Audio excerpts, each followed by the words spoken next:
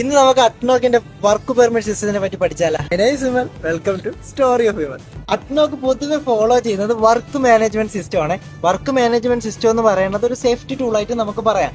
കാരണം ഈ work management സിസ്റ്റമാണ് ഇവിടുത്തെ വർക്കുകളെല്ലാം സേഫ് ആയിട്ട് കോർഡിനേറ്റ് ചെയ്ത് കമ്മ്യൂണിക്കേറ്റ് ചെയ്ത് സേഫ് ആയിട്ട് എക്സിക്യൂട്ട് ചെയ്യാൻ സഹായിക്കുന്നു. അറ്റ്നോക്കിൽ 3 തരം പെർമിറ്റ് ഉണ്ട്: general work permit, critical work permit, hot work permit. ഈ മീഡിയം ഹൈ റിസ്ക് ഒക്കെ ഉള്ള ക്രിട്ടിക്കാലിറ്റി ഉള്ള വർക്കിനൊക്കെ നമ്മൾ ക്രിട്ടിക്കൽ വർക്ക് പെർമിറ്റ് എടുക്കും.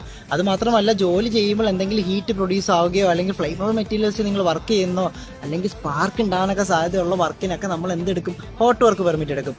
ലോ റിസ്ക് ഇൻ നേച്ചറും ഒരു പെർമിറ്റ് വേണം ജോലി ചെയ്യാനും എന്നുള്ള വർക്കിനെയൊക്കെ നമ്മൾ എന്തെടുക്കും? ജനറൽ വർക്കും എടുക്കും. ഇനി ഈ 3 വർക്ക് പെർമിറ്റും എടുക്കുന്നതിന് മുന്നേ നിങ്ങൾ ചെയ്യുന്ന വർക്ക് നേച്ചർ അറ്റ്നോക്കിന്റെ വർക്ക് കാറ്റഗറൈസേഷൻ ചാർട്ടിൽ എന്താണ് ഡിനോട്ട് ചെയ്തേക്കുന്നതെന്ന് കൂടെ ഒന്ന് ചെക്ക് ചെയ്യണം. കാരണം നമ്മൾ പെർമിറ്റ് എടുക്കാൻ തീരുമാനിക്കാൻ തന്നെ ഈ വർക്ക് കാറ്റഗറൈസേഷൻ ചാർട്ട് നോക്കിയിട്ടായിരിക്കണം. ഇതിൽ ആരൊക്കെ സൈൻ ചെയ്യുമെന്ന് അറിയാമോ? പെർമിറ്റ് ഉണ്ടാക്കുന്ന ആളാണ് പെർഫോമിംഗ് അതോറിറ്റി, അതായത് ഡ്രാഫ്റ്റ് ചെയ്യുന്ന ആള്. പെർമിറ്റ് വാലിഡേറ്റും ഓതറൈസും ചെയ്യുന്നത് ഏരിയ അതോറിറ്റി. പെർമിറ്റ് ഇഷ്യൂ ചെയ്യുന്നത് പെർമിറ്റ് ഇഷ്യൂർ. പെർമിറ്റ് അക്സെപ്റ്റ് ചെയ്യുന്നത് ജോബ് പെർഫോമർ. ഇനി ക്രിട്ടിക്കലും ഹോട്ട് വർക്കിന്റെയും കാര്യത്തിൽ ഒരു അപ്രൂവൽ അതോറിറ്റിയും കൂടെ വരുന്നുണ്ട്. അതാണ് നമ്മുടെ അസറ്റ് അപ്രൂവൽ അതോറിറ്റി. അവരായിരിക്കും നമ്മുടെ ക്രിട്ടിക്കലും ഹോട്ട് വർക്കും ഒക്കെ അപ്രൂവ് ചെയ്യുന്നത്. ഇതിന്റെ വാലിഡിറ്റി വരുന്നത് 7 ദിവസമാണ്. 7 ദിവസം ചേർത്തുകൊണ്ടാണ്, അതായത് കലണ്ടർ ഡേയ്സ് എന്ന് നമ്മൾ പറയും. ഇതിനിടയിൽ അവധിയോ എന്തോ ആയിക്കോട്ടെ, 7 ദിവസം കഴിഞ്ഞാൽ നമ്മുടെ പെർമിറ്റ് ക്ലോസ് ചെയ്തിരിക്കണം.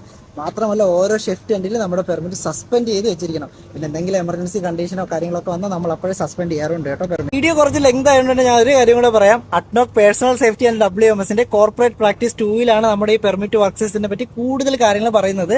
അപ്പൊ ഇനി ഇന്റർവ്യൂവിന് ആരെങ്കിലും പ്രിപ്പയർ ചെയ്യുന്നൊക്കെ ഉണ്ടെങ്കിൽ എന്റെ പേഴ്സണൽ ഡെവലപ്മെന്റ് എന്ന് പറഞ്ഞ കമ്മ്യൂണിറ്റി ചാനൽ ജോയിൻ ചെയ്യുക. ഞാൻ പ്രിപ്പയർ ചെയ്ത നോട്ടുകളും ഈ അറ്റ്നോക്കിന്റെ കുറച്ച് സ്റ്റാൻഡേർഡ്സും കൂടെ ഞാൻ നിങ്ങൾക്ക് തരാം. നിങ്ങൾ അതൊക്കെ റെഫർ ചെയ്തൊന്ന് പഠിക്കാം. ഓക്കെ, അപ്പൊ വീണ്ടും കാണുന്നവരേക്കും ബൈ ബൈ.